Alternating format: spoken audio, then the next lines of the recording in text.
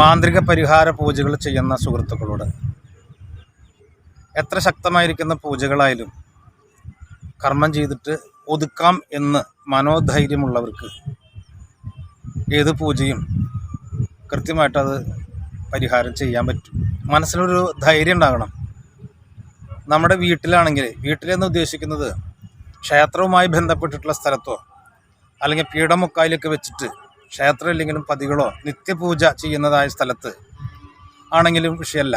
എങ്കിലും ബാധാദോഷങ്ങളെന്ന് പറയുമ്പോൾ നമ്മുടെ ആ പരിധിക്ക് അല്ലെങ്കിൽ ആ പറയുന്നതിൻ്റെ അതാവില്ല അതിൻ്റെ ശക്തി, ഒരുപാട് ഇരട്ടി ശക്തിയുള്ള ദോഷങ്ങളൊക്കെ വരുന്നുണ്ടാവുക, ഉപദ്രവ ശക്തി കൂടിയ ഇനങ്ങളെന്ന് പറയുന്ന പോലെ.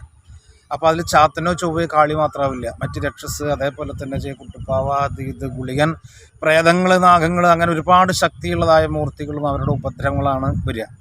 അപ്പോൾ അങ്ങനെ കർമ്മം ചെയ്യുമ്പോൾ നമ്മുടെ സ്വന്തം കുടുംബത്തിലാണെങ്കിലും നമ്മുടെ ധർമ്മദേവാദികളെ മൂർത്തികളെ കർമ്മം ചെയ്ത് പ്രീതിപ്പെടുത്തിയിട്ട് അവരുടെ ശക്തിയെ നന്നായി ജ്വലിപ്പിച്ചിട്ട് വേണം നമ്മൾ കർമ്മം ചെയ്യേണ്ട എപ്പോഴും നിൽക്കാനായിട്ട്.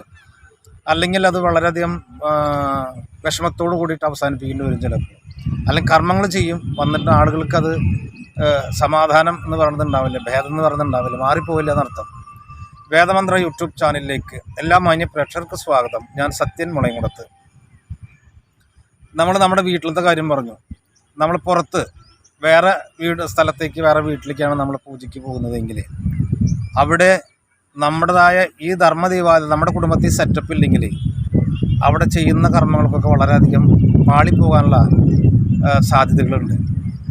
അപ്പോൾ അവിടെ നമ്മൾ ചെന്ന് കഴിഞ്ഞാൽ, പൂജയ്ക്കായിട്ട് ചെന്ന് കഴിഞ്ഞാൽ അവിടെ നമ്മുടെ നിയന്ത്രണത്തിലോ നമ്മുടെ മൂർത്തികളുടെ ഒരു നിയന്ത്രണ വലയത്തിലോ ആകില്ല.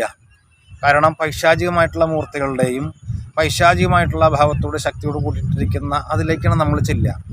അപ്പോൾ അവിടെ ചെല്ലുമ്പോൾ നമ്മൾ വിചാരിച്ച പോലെ കൃത്യമായിക്കൊള്ളണമെന്നില്ല.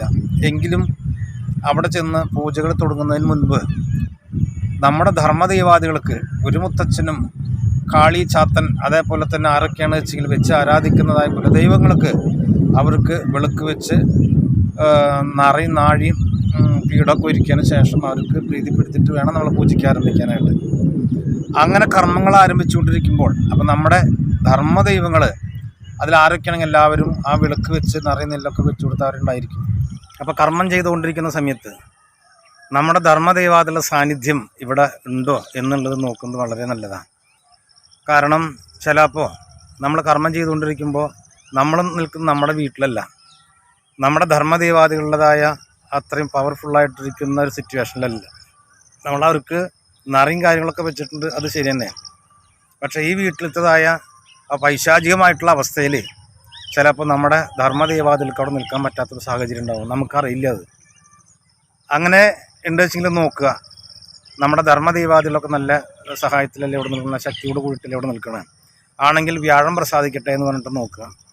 വ്യാഴം പറഞ്ഞ രാശിയാണ് കിട്ടിയിട്ടുള്ളത് വെച്ചെങ്കിൽ കർമ്മം അവിടെ നിർത്തിയിട്ട് നമ്മുടെ ധർമ്മദൈവങ്ങൾക്ക് അവരിവിടെ എത്തപ്പെടേണ്ടതായ കർമ്മങ്ങൾ ചെയ്യുക.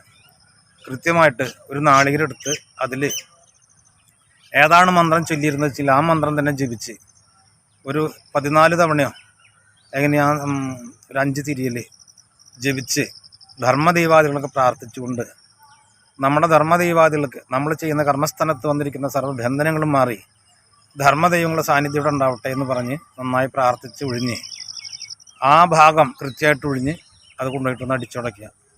അപ്പോൾ കൃത്യമായിട്ട് അവർക്കൂടെ വരാനുള്ള സാന്നിധ്യം ഉണ്ടാവും.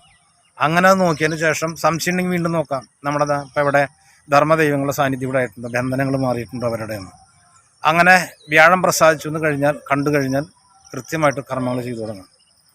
അല്ല, നോക്കുന്ന സമയത്ത് വ്യാഴം പ്രസാദിച്ചിട്ട് ഇരിക്കുന്ന വേറെ വിഷയങ്ങളൊന്നും ഇല്ല എന്ന് പറഞ്ഞാൽ പേടിക്കേണ്ട, കർമ്മങ്ങൾ ചെയ്തു പോകാം. അപ്പോൾ ഇങ്ങനെയുള്ള ചില കാര്യങ്ങളുണ്ട്, ഇതൊക്കെ അനുഭവിച്ചറിഞ്ഞിട്ടുള്ളതാണ്.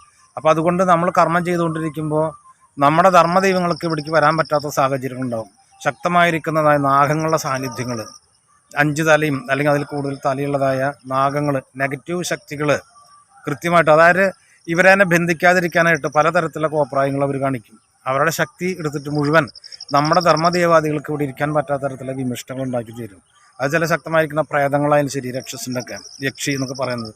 അപ്പോൾ അവരുടേതായ ദുരിതങ്ങൾ കൃത്യമായിട്ട് വന്നു കഴിഞ്ഞാൽ നമ്മുടെ ധർമ്മദൈവാദികൾക്ക് ഇവിടെ നിന്ന് തിരിയാൻ പറ്റാത്തൊരവസ്ഥ വരുമ്പോൾ നമ്മൾ ചെയ്യുന്ന കർമ്മത്തിന് ഒരിക്കലും ഫലം ഉണ്ടാവില്ല. അത് കർമ്മികൾക്കും കർമ്മികളുടെ കൂടെയുള്ള ആളുകൾക്കും അതുകൊണ്ട് ബുദ്ധിമുട്ടുണ്ടാകുക. അപ്പോൾ അതുകൊണ്ട് എന്ത് ചെയ്യണമെന്ന് പറഞ്ഞാൽ ഇത് കൃത്യമായിട്ട് അറിഞ്ഞ് നമുക്ക് വന്നിരിക്കുന്ന ബന്ധനങ്ങളോ ധർമ്മദൈവാദികൾക്ക് വന്നുള്ള ദുരിതത്തിനോ തീർത്തതിന് ശേഷം കൃത്യമായിട്ട് അവിടെ ഒന്ന് ശുദ്ധി ചെയ്ത് വീണ്ടും കർമ്മങ്ങൾ തുടങ്ങുക. അങ്ങനെ കർമ്മങ്ങൾ തുടങ്ങുക. അതും പെട്ടെന്ന് മന്ത്രങ്ങൾ ചൊല്ലിയിട്ട് നിർത്തരുത്. ശക്തമായിരിക്കുന്ന കർമ്മങ്ങളൊക്കെ ഉണ്ട് വെച്ചെങ്കിൽ അതിനനുസരിച്ചുള്ള കർമ്മങ്ങൾ, അതിനനുസരിച്ചുള്ള എണ്ണം, ഇപ്പോൾ സുദർശനാണോ പ്രത്യങ്കിരാണോ അല്ലെങ്കിൽ തൃഷ്ടിപ്പാണോ അഘോരയാണോ ഇനി പ്രത്യങ്കിരാണോ എല്ലാം ഒരു 1008 2008 അല്ലെങ്കിൽ അതിനുചിതമായ തരത്തിലുള്ളതായ കർമ്മങ്ങൾ അത് ജപിച്ചതിന് ശേഷം വേണം വീണ്ടും നമ്മൾ നോക്കണം. ഇവിടെ ചെയ്ത കർമ്മങ്ങളെ കൊണ്ട് മൂർത്തികളൊക്കെ കൃത്യമായിട്ട് സാന്നിധ്യമായിട്ടുണ്ടോ, അവരുടെ ശക്തിയൊക്കെ കുറഞ്ഞിട്ടുണ്ടോ, ആവാഹിക്കാനുള്ളതായ ആയിട്ടുണ്ടോ എന്ന് നോക്കുക. അങ്ങനെ ആയിട്ടുണ്ടെങ്കിൽ വ്യാഴം പ്രസാദിക്കട്ടെ എന്ന് പറഞ്ഞ് അത് നോക്കുക. ആ വ്യാഴം പ്രസാദിച്ചിട്ടുണ്ടെങ്കിൽ പിന്നെ കർമ്മങ്ങൾ ആവാഹിക്കാനുള്ളതായ നിലപാടെടുക്കുക. അപ്പോൾ ആദ്യം ഇതേപോലെ തന്നെ വീണ്ടും ബന്ധനങ്ങൾ തീർക്കാം. അതിനുശേഷം ചാർത്തിൽ പറഞ്ഞിരിക്കുന്ന മൂർത്തികൾ ഏതാവശ്യമെങ്കിൽ അതാത് ഉപാധികളിലേക്ക്, ചാത്തനാണോ ചൊവ്വയാണോ കാളിയാണോ കറുപ്പസ്വാമിയാണോ ഇനി മറ്റെന്ത് നാഗങ്ങൾ എന്താണ് വെച്ചാൽ ആവാഹിക്കുക. അതൊരു സെക്ഷൻ അവസാനിച്ചതിന് ശേഷം പ്രേതങ്ങൾ ആവാഹിക്കാനുള്ളത് നോക്കുക. പ്രേതങ്ങളെ സ്ത്രീ പുരുഷ പ്രതിമകളിലേക്ക് ഉപദ്രവിക്കുന്ന ഒരു പ്രേതം 2 പ്രേതമുള്ള വെച്ചാൽ അങ്ങനെ ആവാം. അല്ല ആ സ്ഥലത്തെ അല്ലെങ്കിൽ അവരുടെ വീട്ടിലെ അവരുടെ അച്ഛൻ്റെ മുത്തച്ഛൻ്റെ അച്ഛമ്മ അങ്ങനെയുള്ളതായ ആ വിഭാഗങ്ങളിൽ നിന്നും അത് ആവാഹിച്ചതിന് ശേഷം വേണം പ്രേതങ്ങളുടേതായ സെക്ഷൻ അവസാനിപ്പിക്കാനായിട്ട്. എന്നിട്ട് സർപ്പത്തിൻ്റെ അതും ആവാഹിക്കുന്ന സമയത്ത് ഏതെങ്കിലും പ്രേതങ്ങൾ ആവാഹിക്കുമ്പോൾ സർപ്പത്തിനോട് കൂടി ബന്ധപ്പെട്ടിട്ട് അല്ലെങ്കിൽ പ്രേതങ്ങളോട് കൂടി ബന്ധപ്പെട്ടിട്ട് നിൽക്കുന്ന അവസ്ഥയാണ് വെച്ചെങ്കിൽ അത് കണ്ടറിഞ്ഞുകൊണ്ട് പ്രേതത്തിൻ്റെ നീക്കുക, സർപ്പത്തിൻ്റെ ശക്തിനെ മാറ്റുക, എന്നിട്ട് ആവാഹിച്ച് ബന്ധിക്കുക. അപ്പോൾ ഇങ്ങനെയൊക്കെ കർമ്മങ്ങൾ ചെയ്യുമ്പോഴാണ് കൃത്യത വരുള്ളൂ. അപ്പോൾ എല്ലാവരും കർമ്മം ചെയ്യുമ്പോൾ നമ്മുടെ ധർമ്മദൈവാദികൾ ഇല്ലാച്ചെങ്കിലേ, നമ്മുടെ സൈഡിൽ ഇല്ലാച്ചെങ്കിലേ നമുക്ക് ഉദ്ദേശിച്ച പോലുള്ളതായ വിജയം ഉണ്ടാക്കാനായിട്ട് ബുദ്ധിമുട്ടായിരിക്കും. അപ്പോൾ അറിയാത്ത ആളുകൾക്ക് ഇതിൽ അറിവാവട്ടെ. എൻ്റെ വാക്കുകൾ നിങ്ങൾക്ക് ഇഷ്ടമായെങ്കിൽ ലൈക്ക് ചെയ്യുക, ഷെയർ ചെയ്യുക, സബ്സ്ക്രൈബ് ചെയ്യുക. നന്ദി, നമസ്കാരം.